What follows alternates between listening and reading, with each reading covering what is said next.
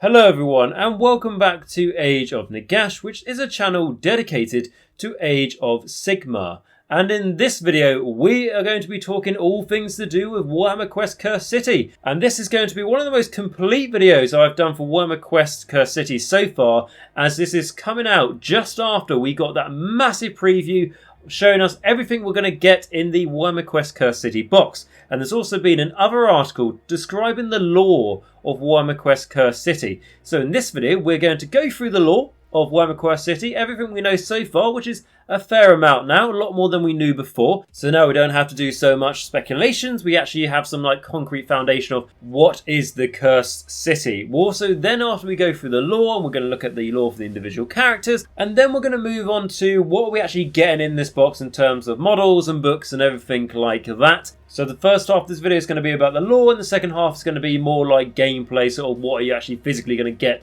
in the box set, which is absolutely huge. So I'm very excited to be doing this video, as I can't wait to get my hands on Warhammer Quest Cursed City. Okay, but just before we get started, I do want to do a massive shout out to my patrons. As I always say, they are the lifeblood of my channel and I wouldn't be able to do it without their support.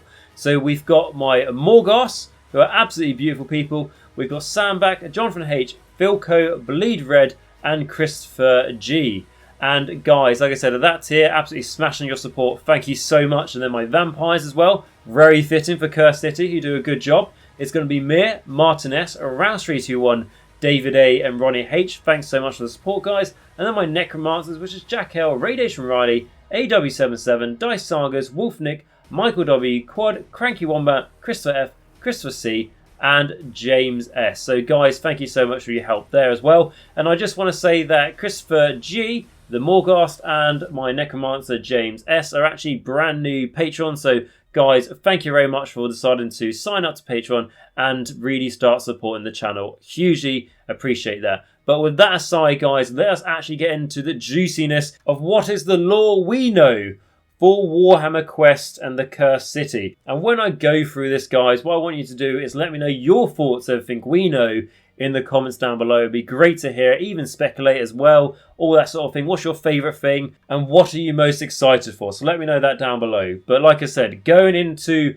the lore for the Cursed City, or to be more precise, its actual name being Mournhold, which was a city in defiance of death.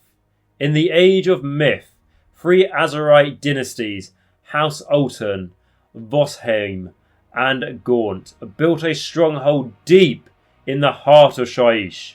The ebon citadel stood defiantly atop the harsh windswept island of Zagorond. Despite its surroundings, the area grew into a bustling metropolis under the unfaltering leadership of the noble lineages. This city was named Mournhold. However, the dawn of the Age of Chaos tested these proud rulers of Mournhold, as the city became the target of Slaun, the Ravener, a demon prince in service of the Blood God. For years, the hordes of chaos laid siege to the city, eroding the defences and sapping any hope of victory. This was the moment Radukar, the wolf, arrived with his fleet, leading a company of Kosagi ogres in defence of the city. This was an unlikely saviour, and although whispers of the vampire's foul reputation preceded him, he was nevertheless heralded as the saviour of the city in return for defending the weakened stronghold from further attacks. He asked only for a place amongst the nobility and a willing offering of blood to slake his thirst. The noble houses had little choice but to accept Radukar's aid, and with that one alliance, Mournhold's fate was sealed. The prosperous town would never again know peace. In the years to come, it was home only to terrors. The descent into the Cursed City that Mournhold is known as now did not happen overnight. In the beginning, the Vampire Lord took up residence in the mighty Ebon Citadel and brooded mostly in the shadows. But what happened next is proof that you can never trust a vampire.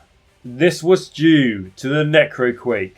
The balance of power was upended when the great necromancer Nagash created the Shyish Nedra, where once the city had existed in the calm centre of the realm of death. Now it teetered on the brink of a whirlwind of unimaginable energy. In the blink of an eye, the city was plunged into an infernal darkness, its very fabric unravelling in the maelstrom of power. Strengthened by the surge of necromantic magic, Radukar and his first in court swept across the city in a night of bloodshed, purging any mortals that might threaten his authority. The noble dynasties were slaughtered before dawn, and only the most subservient and psychopathic were given the blood kiss to join the ranks of the wolf. The people of the city were nothing more than a source of fresh meat, and the once proud city was renamed Ulfenkhan, the Wolf's Feast. The streets of the city are now filled with dread, with nobody left to oppose Radukar and his court. The vampiric overlords indulged in their every predatory urge. In the face of the undead Kosagi ogres, Watch Captain Holgrim's revenant Elfin Watch, and the prowling prudency of Radugar's vampiric bloodline, the city has become a place ruled by fear and shadow. The remaining mortal population of Ulfenkhan tolls endlessly for their cruel masters. Life is worth less than nothing in this forlorn place. But still, some souls would risk their lives to save it. Each with their own motivations, a handful of heroes are willing to stand up to Radukar. This is because Radukar has amassed a long list of enemies over his many centuries.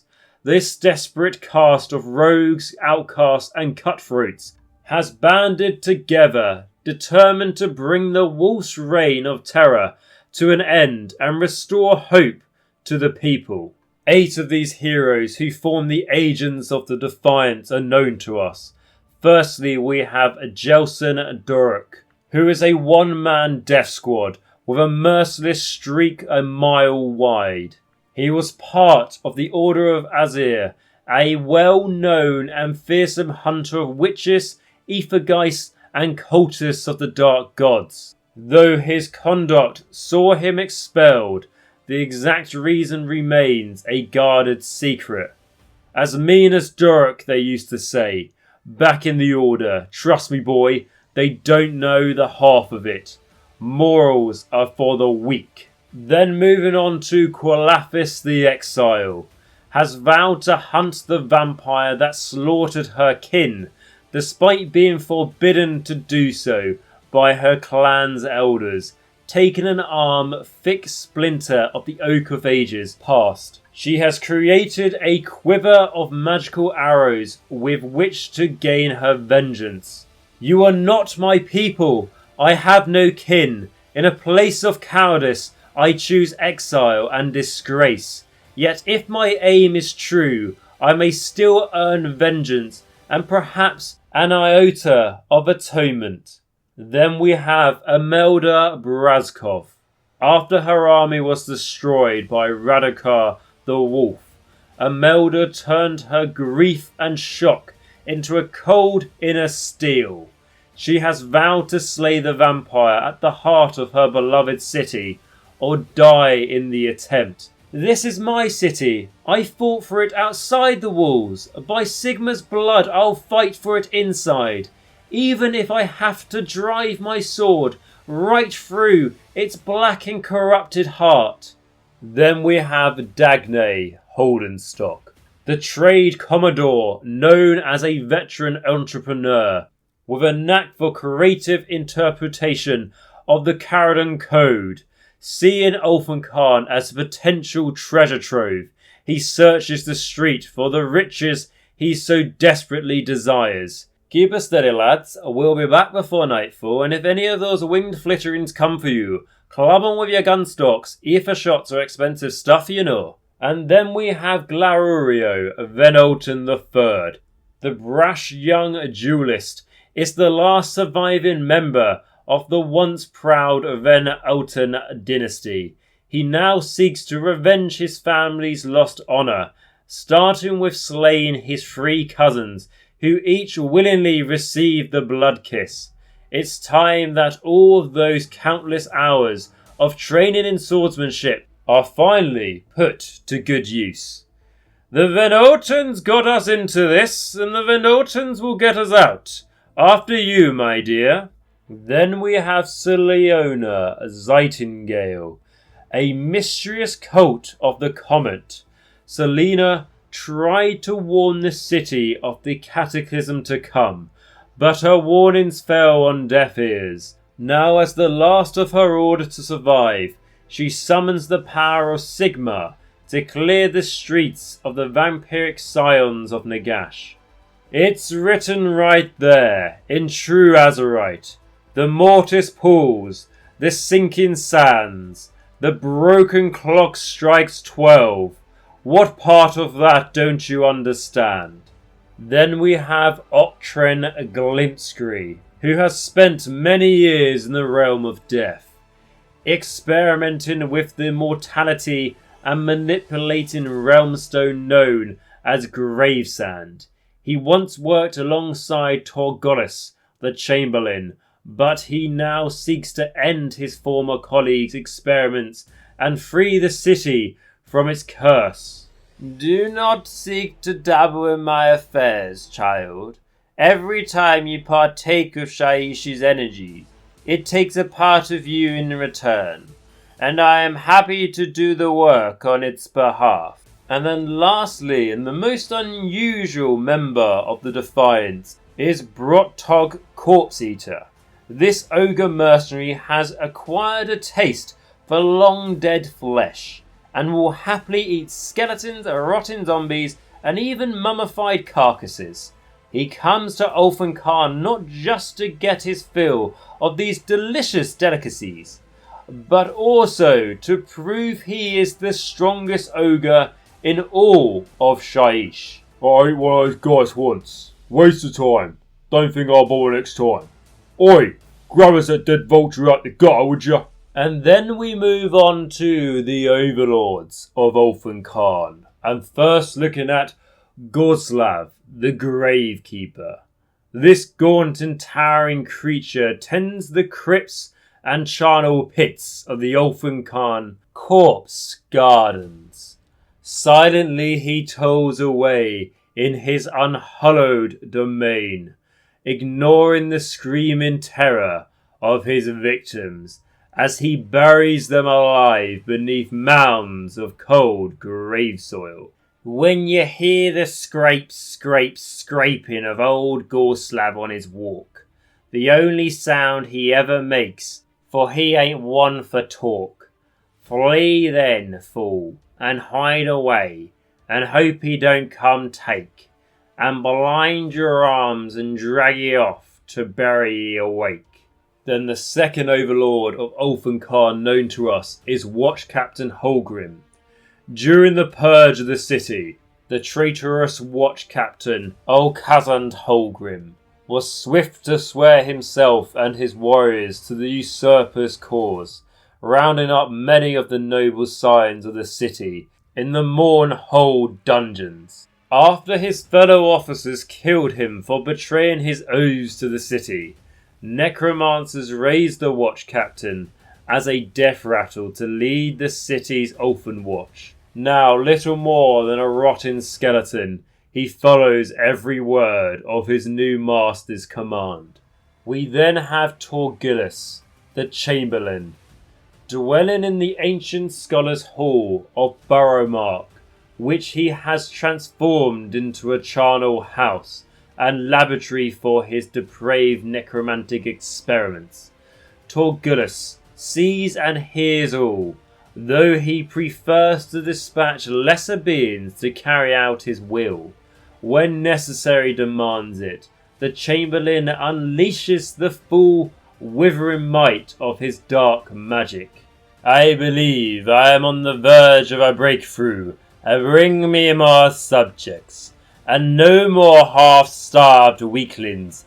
The last batch didn't even last the night.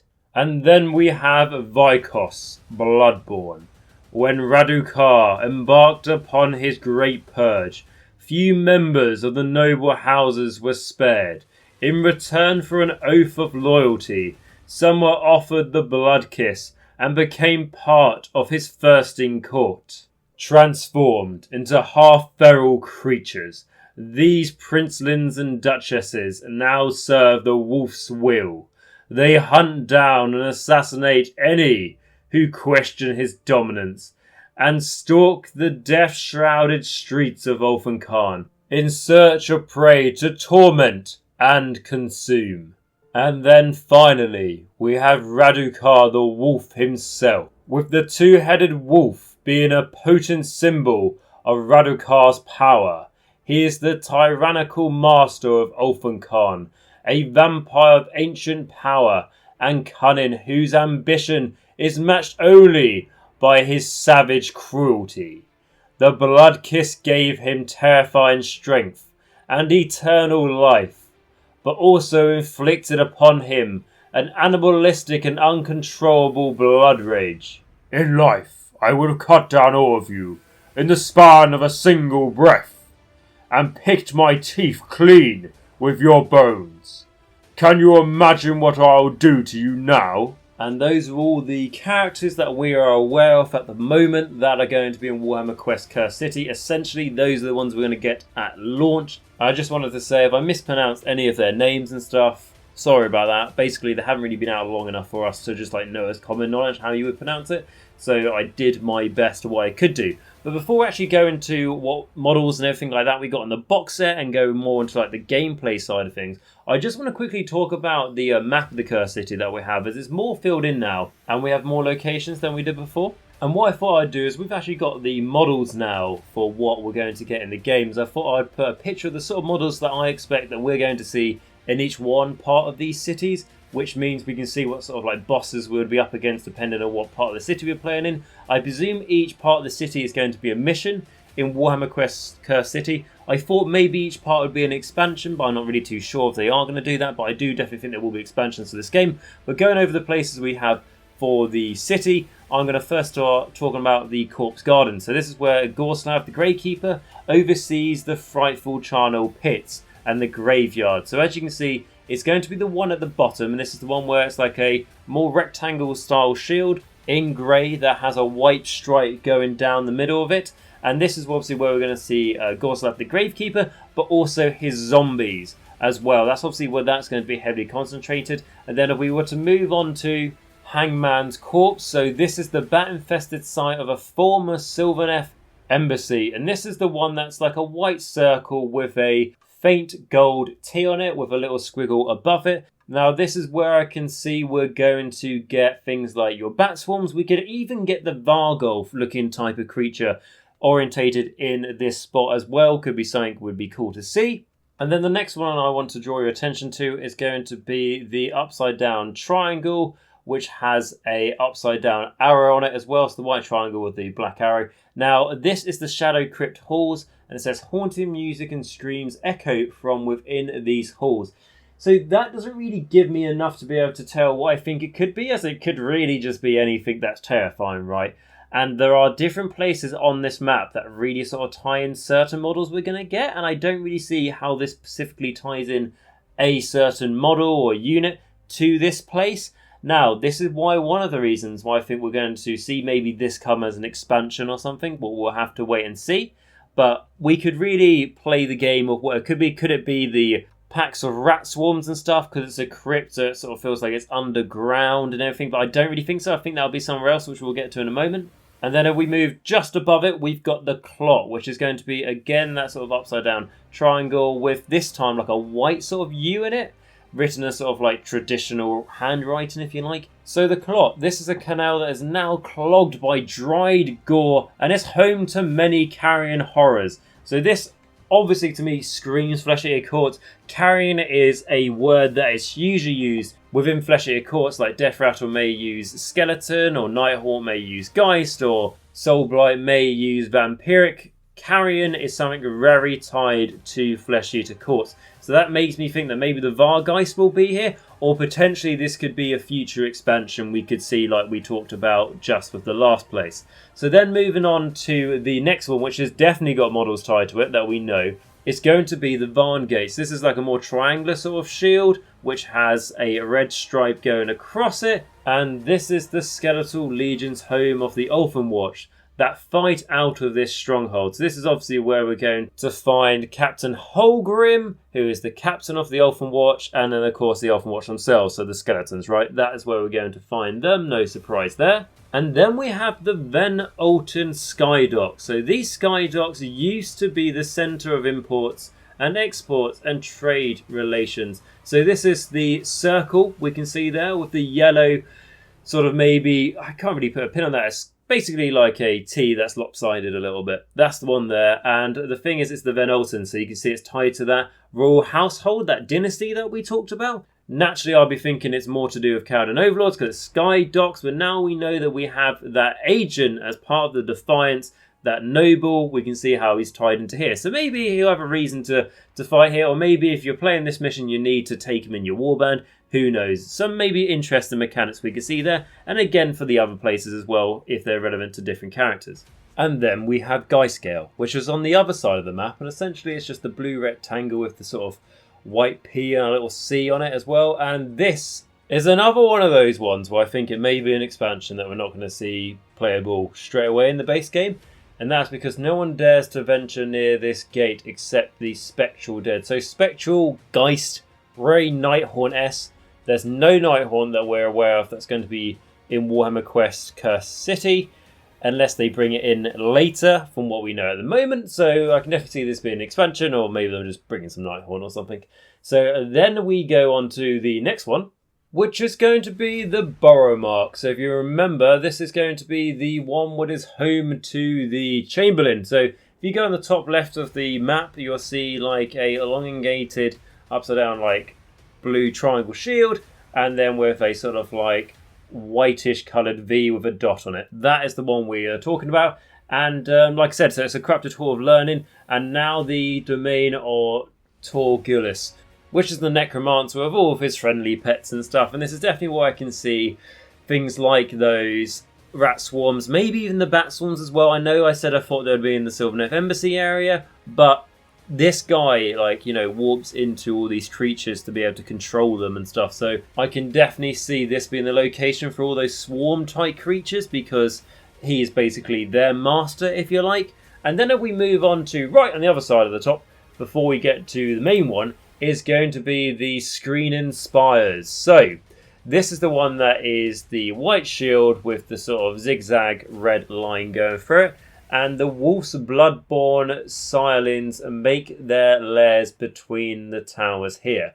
So this is going to be things like those bestial vampires we saw that are like his assassins that we've already mentioned, such as the named character like Vikal's Bloodborne is going to be there. And this is also why I want to mention of note, if you also look on this screen where we've got the map, just off the map we have characters with matching shields to match the areas of where they are on the map, and we can see there is one here as well to match that. So then going on to the last one, and the most important one, where the big baddie, if you will, lives, is going to be the Ebon Citadel, which is the only one we haven't covered yet. But if you're wondering which one that is the shield in the middle of the top of the screen, and it's got that sort of vampiric symbol on it in that goldy sort of colour. So this mighty fortress is the seat of the Wolf King's power in Ulfenkhan. So I can definitely see this as, you know, the end battle, the boss battle, if you will, to defeat all the other boss battles you will get in Warhammer Quest Cursed City. And it will be the last mission probably in the campaign of this game. So that I just thought was really interesting. I know we've gone through the map before in other videos, but for someone who hasn't seen the other videos I've done, and also just to do a sort of overall now that we have the nice complete map, and I thought I'd put those pictures of those models we can expect there as well. I also think the Ebon Citadel, where the wolf is going to be, is also where going to be his lackey ogres. You know, those two greenish colour ogres with the big beards and those big weapons, which we'll get to obviously the models in a moment. And I know people are like, oh, well, could they potentially be orcs? No, they're ogres. But the reason why they're green, obviously you paint them however you like, but the reason why they're green is just because, you know, they're rotting, they're undead, they're unnatural, they're unliving. So that is why their skin has turned a different colour. So now we're going to talk about the actual box set itself, and obviously at the moment I haven't got this box set, it's not currently out yet, and I can only read the information they've given us on the website as of date, but I think it's still very important and very interesting to go into. Firstly, they mention is that it's not actually that far away, as they've actually stated Warhammer Quest Cursed City will be here before you know it. So we hope you've been sharpening some wooden stakes. Everything that's been revealed so far is on the website. Take a look and start planning how you'll take down the terrifying vampiric foe. So the interesting thing to mention there is that obviously go check out the website, guys. Everything where I've got this information from is from warhammercommunity.com and Warhammer Age of Sigmar / Warhammer Quest, Cursed City, blah, blah, blah, whatever on that website. That's where I'm getting all this information from. But just to say that they say everything they've revealed so far. So there's still things that we could see, which would be really cool. But I definitely feel like this is all the contents from the box set. They're not hiding anything, but maybe they'll show off like what a future possible expansion could be, etc.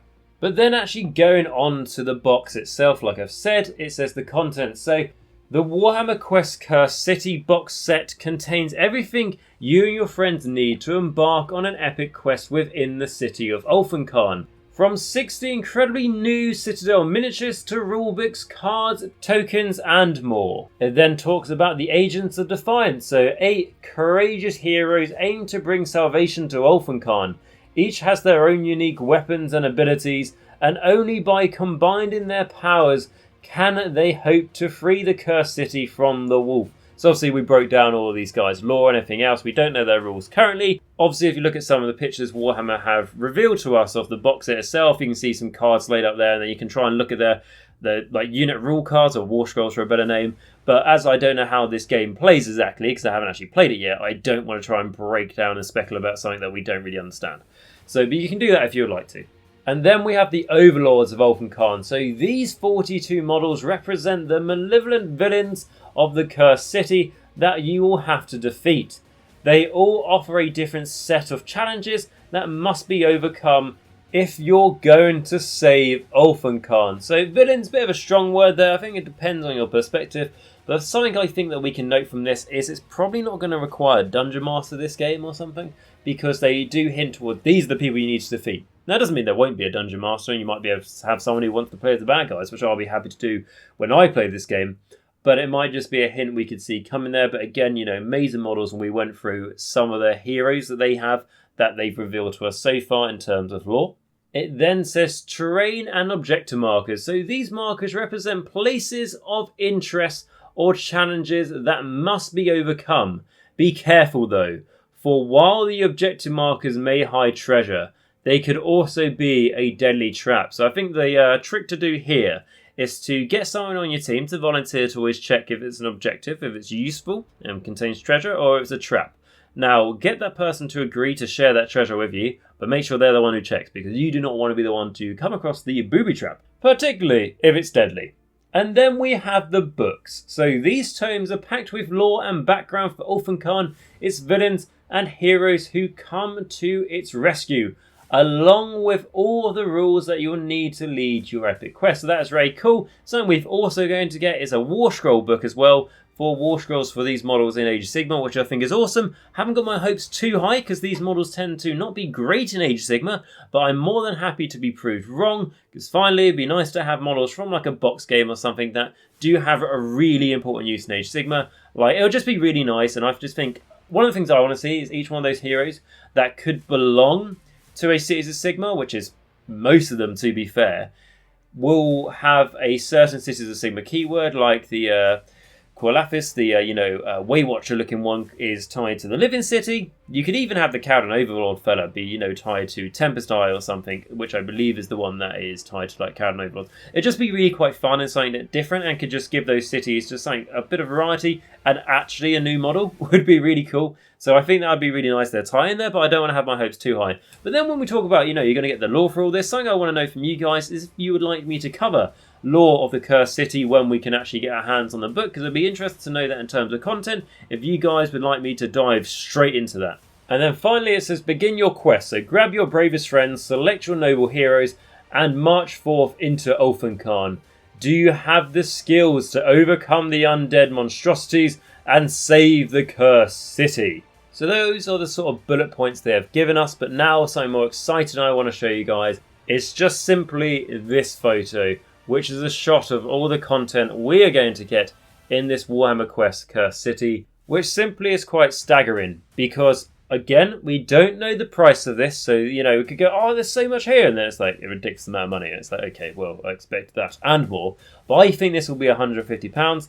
That's what I'm saying it's going to be directly from GW. Obviously, go third-party retailer if you can, so then you get a bit of a discount. And but I'd be really annoyed if they try and charge up to like £200 for this or something. And I really feel like 150 is still a lot of money. It's still expensive, but it's like for a GW price, a fair price, right? But if they try and milk us more, it just really will feel like a bit of a gut punch. But what we're going to get here, as you can see, we've got the different tiles. We know how the tile system is going to work. I heard some people say apparently it's not a very good tile system. But what I would say is I'm very limited on my knowledge on these sort of games. Like the only game I played like this is Silver Tower, and this reminds me of Silver Tower, and I really liked it. So to me, it's absolutely fine.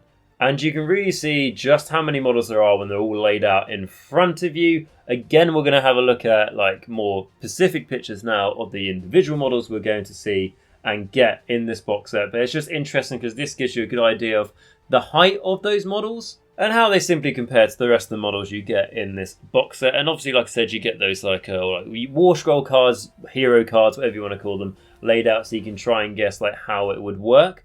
But no, it looks very cool. It looks very similar to Silver Tower in terms of layout, maybe. Like there's this little bit where the dice are placed here, which obviously means something. And so I can just see how it's relatable to me for a game that I've played before. So it doesn't feel like completely alien and I'm a bit like, oh, there's quite a lot to learn here. I'm going to back away. So it's nice for me to see this familiarity so I can relate to it. And now going into some specifics of what we're going to get from this, rather than just saying a bunch of these models, and some cards, books, blah, blah, blah. We've actually got numbers here. So we've got actual data, right? We've got data, so we are covered here so we can actually do a review on it.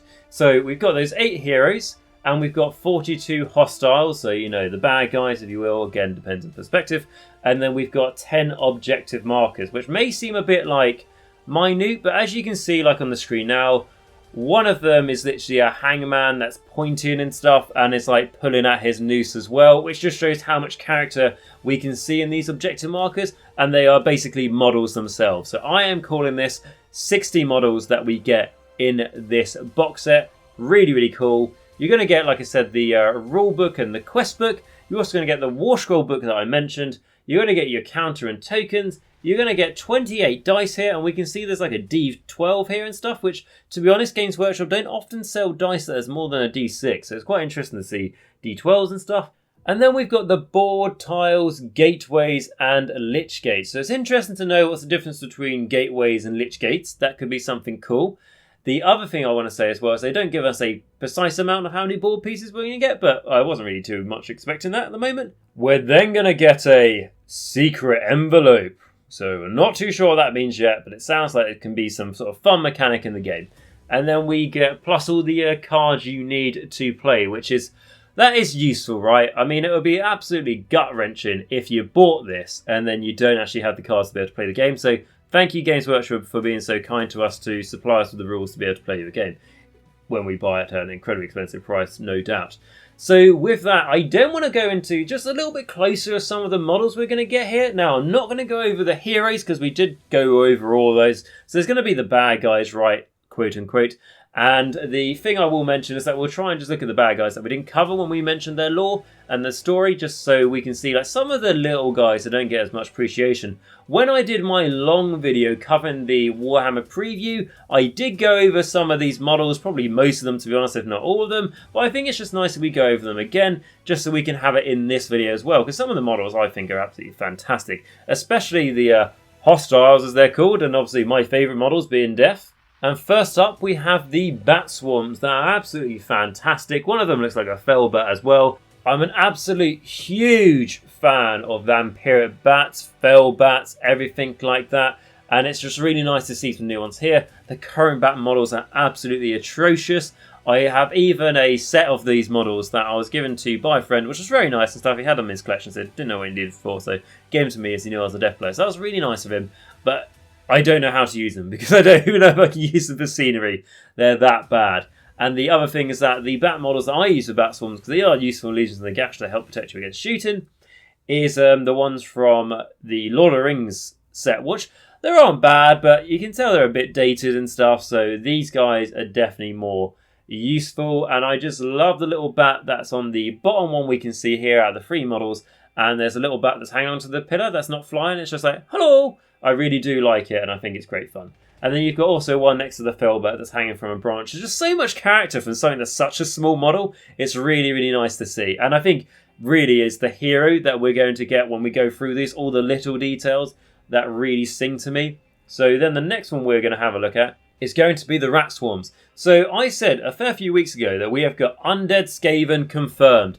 These rats, technically are rats, of course, which technically, in my eyes, makes them Skaven. So I am going to say I was right there. And the best one amongst all of these guys, despite some of them, actually, you can see not just like, oh, they look a bit evil. Some of them definitely are dead, as you can see all the skulls and rib cages and everything else. But the best one above all the rest is the Bat Rat, which is the one that is absolutely fantastic. It's brilliant. It's got wings. It's got a vampiric bat head. You may be going, which one is it? It's the base that's in the middle of them. So the one that's more to the right. And in the middle of that, you can see that it's got like pink around his arms. And that's because this little fella is a rat bat or a bat rat. However you want to say it. He's just a local hero. And that's all that's important. But it's nice to see some new rat models and stuff. And people can use these as like rat swarms and stuff for Skaven. Because like obviously those models are very old as well. We then go on to the 2 undead zombified ogres, which look very cool. I do like, they are definitely ogres. You know, they have actually said it in the lore as just like a statement. But also they've got these really long beards, as you can see, which you just wouldn't get for the orcs as far as we're aware for them. And I do actually, like I mentioned when I did the review show, obviously at the big preview, go check that out if you want more details. I do really like the Eastern theme they've gone for them. It's quite, and I know you might go, ogres, they're very like, you know, Eastern sort of like Asian orientated, like far east sort of aesthetic anyway. Yeah, but I do like it that these ones are sort of like Eastern European sort of vibe. I'm not an expert on history, but you guys kind of know what I'm talking about. And I do like it on their shoulder pads that they've got that wolf aesthetic, which because obviously their leader's called the Wolf. And I also want to say, with all the rats we've got here, I think it may be a rat shoulder pad, which I think is absolutely awesome. And then the weapons obviously just look really brutal. Big fan of that. But above all anything else, again, you'll see on most of these models I'm going to review, the local hero who basically just steals the show time and time again. You know, you can't blame the guy. Is the little rat here who's the key holder. And I've been through this before in the other video, and I will say it again because he deserves a shout out every little time. With his little tail and his little hands on that key to help his master to make sure he doesn't lose the key. You know, it could be his key to get back into the house late at night. He doesn't want to then have to sleep in the car, so the rat has got his back for him there. And unlike the last 2 units we reviewed, I imagine these guys are going to be pretty damn hard to take on in the game itself. We then have these skeletons that are going to be in Warhammer Quest Curse City, which again, like an interesting take on skeletons, because I do again like that aesthetic. They've got that East sort of aesthetic. But the only thing I don't like about them is, why can't they stand up straight, right? They're being animated, so it's not a question of like, well, I suppose, you know, they haven't got the muscle to stand up straight. Don't really know how it works. But, you know, if you want to go that far, how are the bones stuck together, right? So, yeah, like, I would just like them to be more upright and sort of more like professional skeletons, if you like. Because these guys, and I said it in the other video and I'll repeat it now, look like they could all be doing hula hooping, right? Which is a problem, and it kind of, now that I've seen it, I can't unsee it, and that's the only problem I have with them. But secretly, I'm absolutely fine with that, because now I know that all my old skeletons are not saying that they are better than these guys. Clearly, these guys are better models. But I'm glad that I'm not like, oh my god, these are so much better than my old ones. I just can't even look at my old ones anymore. I haven't got that problem. I'm fine still using my old ones. And I'm going to have like the unit of these guys anyway you get from this box, because like I said, I am buying this box set. So yeah, I do like it. I do like for the like armaments and stuff they've gone for. I think it's very, very cool. And I just want to say the banner you get for these skeletons here, they did actually say in the article where they revealed the skeletons to us a while ago that that banner is going to help out all the other skeletons, so you want to take it out first. I know that doesn't sound so specific, but because we don't know so much on how the gameplay works, apart from that we know it's going to be something on the Kingdom of Blackstone Fortress and things like that, it could be a useful tip you need to know for your games. So then we go on to a more controversial unit to talk about, because it is the zombies, which is either you love them or you hate them, from what I can tell by your guys' reactions and everyone else on the internet. Now, my personal view on these zombies is that I really, really like them. I think they're full of character. Yes, they're very busy, but I do think they are really, really nice and got like a really unique aesthetic. As there's even like a magpie and a crow on the other one that's been painted differently, like plucking the eye and now sitting on top of the zombie that he's took the eye from. There's loads going on. You can even paint them up like, once someone's painted up like in a wedding dress. There's just loads going on here, which I think is really cool. And something that we can see on the tombstones as well. It's like sort of in that Russian written language that makes it feel like aesthetically to how the units look. And what I would also like to say though, as like I've just mentioned that I really like these guys, there is a but here, and that is as long as this is not the aesthetic they take forward for if they bring out new zombies for Legions of Nagash and when they make Soulblight Gravelords, which I'm pretty sure is going to be Legions of Nagash 2.0, that I don't want to see these guys, like I said, as the new zombies we could get for that, because essentially they are too busy. They're not going to work in a big horde because there's just far too much to paint there. People aren't going to want to do them because you're probably going to need to have like 120 of these guys, and they're just going to feel like too cartoony when you just have so many of them. Like, what, every zombie in Age of Sigmar has a tombstone and a bloody coffin lid staked onto them, do they? It just feels silly, and I really would not be a fan of it at all. But as a separate box game where they just feel really unique to the vibe and the dark sort of sinister nature of Curse City, I'm absolutely for it. So that is my view on it. Curse City, yes, thumbs up. For just like overall zombies, no. So then going on to the next one, we have the one that's, for lack of a better word, the Varg. Now I'm surprised this wasn't included as the Overlords of Ulfheim, because I don't know how strong this guy's like mental capacity is. But what I would say is obviously clearly he's a big boss, right? And what I do really like about him, because I was a bit unsure when I saw him, because I was like, is he a bit too werewolf-like? He's got like a big bushy tail, all that sort of thing. And then I thought, imagine if this is just what werewolves look like in Age of Sigmar, which I'm like, that's absolutely awesome. It's really different. It's really cool. It's like werewolves and vampires have crossed.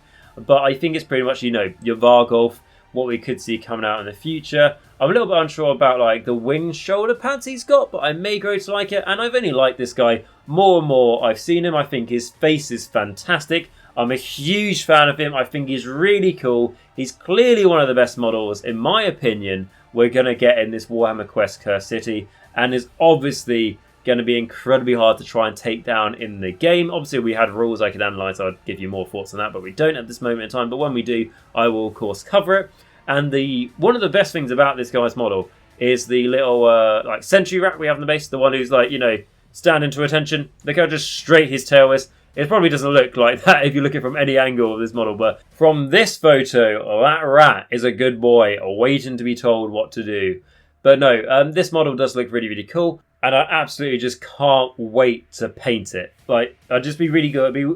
It's not going to be the first model I work on from this set, so I want to get basically the basic ones done first, but it will just be a really nice treat. Like, I'm more excited by that model than I am by the wolf, right? Because the wolf's alright, but I think I need different angles and stuff to see from him. It will be interesting to see just how big he'll be, because when I looked at that picture I showed you guys, he doesn't actually look that big. He doesn't look small, but like he's next to, I think, the Cowden Overlord fella from memory, and he just doesn't look that much bigger, maybe twice the size of a dwarf, but this guy's an ogre.